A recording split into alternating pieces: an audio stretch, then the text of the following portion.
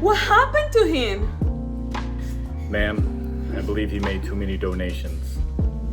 Well, isn't that a good thing?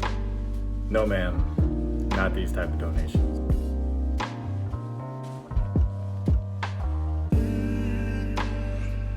I'm probably one of the suspects after that last video, but in the world of predicting the future, you have good days and you have bad days. But we have a 4-game slate for Friday. I did not want to make any picks for that one game because whenever you have two teams that play each other back to back, you get different results. Because the teams, they take time to adjust, so it's a little bit more difficult to predict that, and we didn't know the status of Sabrina Ionescu for most of the day, so I stayed away from that, and it looks like, you know, Dallas put up more of a fight, which we do have some of those matchups for Friday, so I'm going to do the best I can to make a prediction for those games. But before we get to that, I had yet another really well-established company reach out to me, and I just felt grateful that I had this opportunity for all these companies to reach out to me right after I signed that contract with all those sports books that I've been promoting for the past few videos. So I decided to do a drawing in my Discord, $50 for 3 different people. I'm going to announce those names. The winners of $50 each, I will reach out to you after I release this video. Big Rud 74, congratulations. Ty Free, also known as Ty_esque, and 69 God, the Can Man. I will be reaching out to the 3 of you to send you $50. Appreciate all of you guys just to put me in this position and this opportunity to have these companies just reach out to me. It's a blessing. I'm blessed. So thank you all so much. So let's get into these picks. I actually have a lot of them. So I'm going to do my best. There's big write-ups like always, but I'm going to do my best to get through these and not make this video too long. You will see images that come up on the screen. Those will be from a data app called Outlier. There's a link in the description to give you a 7-day free trial for Outlier. So this first pick is going to be Britney Sykes of Washington, over 21.5 PRA at -125. I know the image on the screen doesn't look too beautiful. She's gone under in 3 out of 3 coming out of the break. So why am I looking at her over? This has actually got bumped up from 20.5, so we missed the 20.5. Maybe to go back down, but at -125 it probably won't. Normally it goes back down if it's near even money. So Britney Sykes, if you haven't heard of her, she's a very good player for Washington. She was a great player last year. 2023 data, if you can see there, it's really tiny on Outlier. 71% hit rate on this PRA line. And she has been dealing with an injury and come back from the break and hasn't played many minutes to start off coming out of the break. So out of the break, those first 3 games were like brutal matchups. Minnesota back-to-back, and then Seattle. Very tough matchups for her. And those first 2 games against Minnesota, she played 22 and 23 minutes. Trying to get back in the groove of things. Washington went on to make some trades to open up some minutes and some space for Shakira Austin and Britney Sykes. Shakira Austin played great, and Britney Sykes played 29 minutes, so she's getting up there to that breakout status, and she just needs that good matchup to do it. And I was waiting on it, and here we are against the LA Sparks. So the LA Sparks give up the 3rd most points over the past month, 4th most assists, and the 5th most rebounds. So a very good matchup here with 2 bad teams. Normally when you get 2 bad teams, you actually get pretty good plays with the props, especially on overs, just because it's just bad defense on both ends of things. A lot of missed shots, a lot of turnovers, steals, layups. It's all fun to watch when it's 2 really bad teams. So I'm looking for Britney Sykes here to have a good game against the Sparks after having 3 tough matchups. Getting that minutes boost at 29 minutes is encouraging. So this next pick on the other side of things, a little bit shocked by it. The payout You can straight bet this and you're getting a very, very nice payout. I'm not sure why it's this low or why the payout is so nice, but it is what it is. So Riquna Jackson of the LA Sparks over 4.5 rebounds at plus 125. I took her points last time. She went over right there at the end of the game. Her volume has been increasing when it comes to shooting. You could go points plus rebounds if you want to. Points has been bumped up to 13.5 from 12.5. So like last time, I played around with the data on Outlier. Last time with that 12.5 points, I filtered the minutes to 28 plus minutes because her minutes have increased as the season has gone on because she's a rookie, and she had a 82% hit rate on those points when she played 28 or more minutes. So like I said, that's been moved up to 13.5 points. But with this 4.5 rebounds line, I played around with the minutes. I started out at 28 and then I kept going down and down to see where it flipped from like a really good percentage to a bad percentage. So I got down to 25 minutes. She just needs 25 minutes or more, and it had an 81% hit rate to get 5 or more rebounds. She's playing against Washington, who give up the 5th most rebounds over the past month. If you want to make things even more beautiful, I guess, 25 plus minutes on the road is 89% hit rate. She's only gone under one time. So for plus 125, I really like this play. So if you guys could, please like the video, and if you haven't, please subscribe to the channel. If you have a little bit of extra time, could you leave a comment for the algorithm? And if you live in a state that has legal sports books, you can check out any of these sports books you see on the screen and get the current promo. There's links in the description for those if you have not signed up for one of those. I'm very grateful if you use one of those links. So his third pick is going to be Natasha Cloud of the Phoenix Mercury, under 6.5 assists at minus 108. So this is almost even money. She's gone under in 7 out of the last 8 games. And she's going up against Atlanta, who give up the 5th least assist over the past month. And coming out of the break, I know it's a small sample size, they give up the least assist since the Olympic break. Atlanta has been just great defensively, and they have won 3 out of 3 games coming out of the break. They've been kind of a surprise team. They came out and they beat Seattle. They came out and they beat Connecticut, and then they just beat the Mercury, and now they're playing again. Now this is where I talk about the same 2 teams are playing again.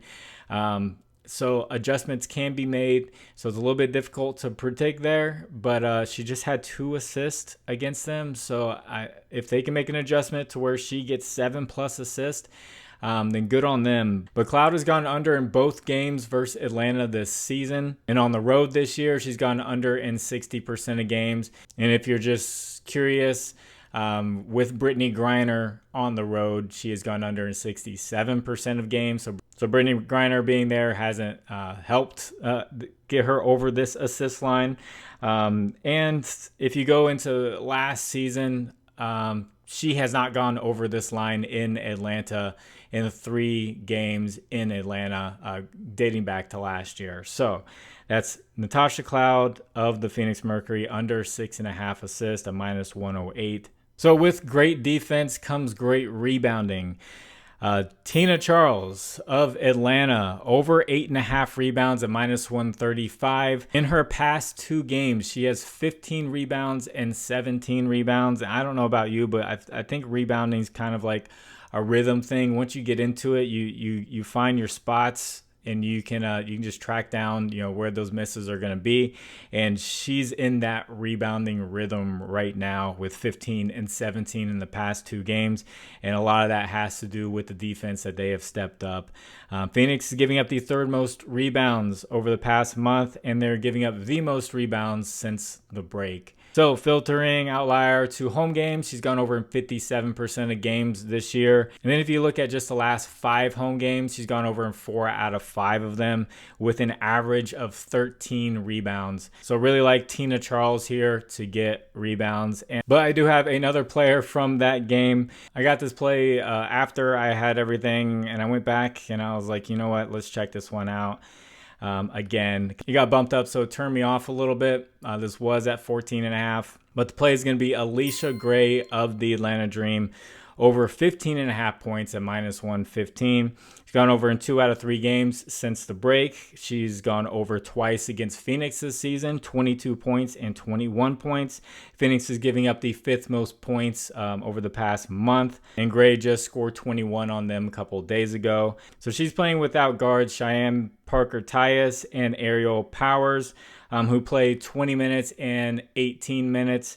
So a lot of minutes opening up there for the guards. You could also look at Ryan Howard if you want to, but she has sold me plenty of times, so I'm going to look at Alicia Gray here. So in 2 games without Parker-Tyus, she has scored 19 points and 21 points. And then in 10 games without Aerial Powers, she's gone over in 7 out of 10 of those games. I understand Ryan Howard might have been out for some of those games as well. So she still has done well with Ryan Howard in the lineup, and this minutes boost should help her. And the matchup is just still really good. So I have a few more picks, but I also want to shout out my DFS Pick'em app partners, Underdog Fantasy, Sleeper, ParlayPlay, and ChalkBoard. You can use promo code FINDAROUND11 on any of these. They'll match your first deposit. Underdog is doing a promotion up to $1,000 deposit match. The rest of them are doing $100. There are links in the description if you want to try these out. If you have not yet tried them out and you want to get away from Prizepicks with apps with more options. So I know there's 2 other games I haven't even touched yet. There's a Chicago Sky versus the Connecticut Sun, which people are going to be wanting to go with Marina Mabrey against her old team. I'm not so sure because Marina Mabrey's volume dropped a lot. They're still trying to figure things out there in Connecticut, and I don't want to be a part of it until they get it all settled. And then on the other side of things, Connecticut's defense is very good, especially against bigs. So I don't know about Angel Reese rebounds. Same with Kennedy Carter scoring. She could want to go at Marina Mabrey, who seems to not be the best defensive player in the world. So I don't really have a good feel for that game looking at the props. And then there's also the Aces and the Minnesota Lynx. This will be a rematch from a couple of days ago as well. And they're switching locations, so this one's going to be in Minnesota. I do have a play that I like from that game, and it's going to be Chelsea Gray of the Aces over 4.5 assists at -135. So ever since she returned, all I heard from people was like her assist. She's a great passer. Look at her assist, which is all for good reason. If you look, she has an 80% hit rate on this specific line last year. And this line came out at 5.5 for most of the season. And she just struggled to get to that 6th assist, but she kept getting the 5 a lot. She just struggled to get to that 6th one. So this has finally been bumped down to 4.5, and she's hit this 67% of the time. Minnesota is giving up the 6th most assists in the past month, and they're giving up the 3rd most coming out of the break. And Chelsea Gray, if you filter to just road games this season, it has an 83% hit rate. She's only gone under 1 time. So I can see her going over this again and this being bumped back up to 5.5. And then we're just going back to where it's super difficult to take because you know she's a great passer. So at 4.5, I definitely think it's a good play. All right, now these plays are going to be something I'm going to call leans/sweats because they hit often, but just kind of like you just saw with Chelsea Gray, they hit often, but they're just like 1 over when they hit. These are leans/sweats. I'm going to call them. I called this one out in my Discord a couple days ago, and it worked for people. Bridget Carleton over 3.5 rebounds at -120. She's gone over in 7 out of the last 10 games and 3 for 3 against the Aces, and the Aces have given up the most rebounds over the past month. So the reason why this is a lean is you see a lot of 4s there. She gets it done, but it's very close. So if you want to sweat it's there for a decent hit rate. And then this one, I'm going to give credit to someone from my comment section on the last video. Something they pointed out that I didn't see, and when I checked it out, I was like, you know what, that's actually seems nice. So Psych Taylor from the comment section, they called out Diana Taurasi over 3.5 assists at -120. She's gone over in 7 out of the last 10 games, and she has that very tough matchup against Atlanta. She did go over against Atlanta, but she got just 4. So now when you filter games with Britney Griner, she's gone over in 73% of games since Britney Griner returned. So very good hit rate there. It's just there's a lot of 4s there. It's a sweat. So those are the leans/sweats. So that's a lot of picks for you all. I didn't even get into another game. So if you would like to discuss lines further, I have a Discord. Link is in the description. I will be giving back more in the future like I did with that giveaway. So if you'd like to discuss WNBA or baseball or anything, it's free. It's a pretty big community, but people are knowledgeable about the sport. They're bringing other data that they find. They're bringing their point of view, their experience. It's a great community. Love for you to join. You don't have to pay anything. And then as far as a recap goes, so this day did not go well, and this is why I don't get too high on getting a sweep. That's why you never see in my titles me saying I'm on a winning streak or a winning run or anything like that. Because I know bad days happen.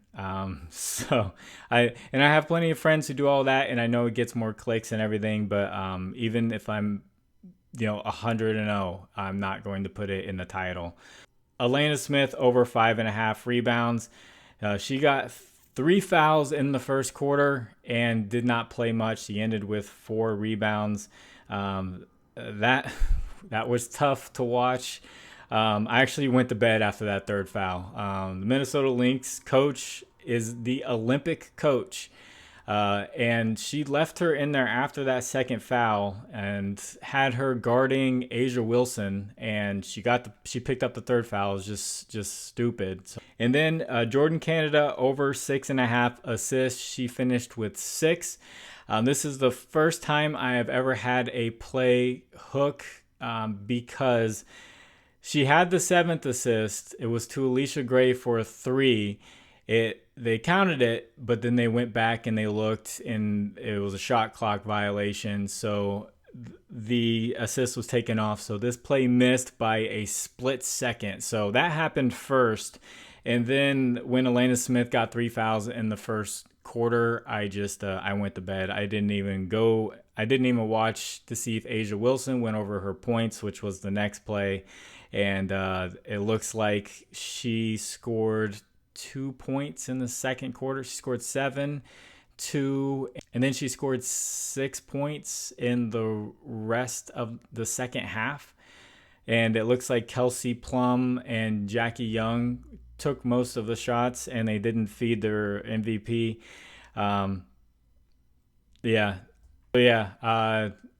Don't know what to do about that one. Usually Asia Wilson's pretty good play. She could be a good play tonight versus Minnesota, but I don't know.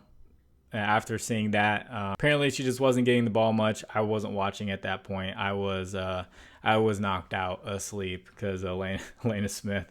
So just some bad breaks there, but it is what it is. It happens. That's just sports and trying to predict the future. So hopefully you have a better day for Friday. I hope you do well. I hope you make money. That's why I started this channel, and that's why I'm going to keep going. So God bless you all. It's fun around. My name is Jordan. I will catch you on the next one. Bye.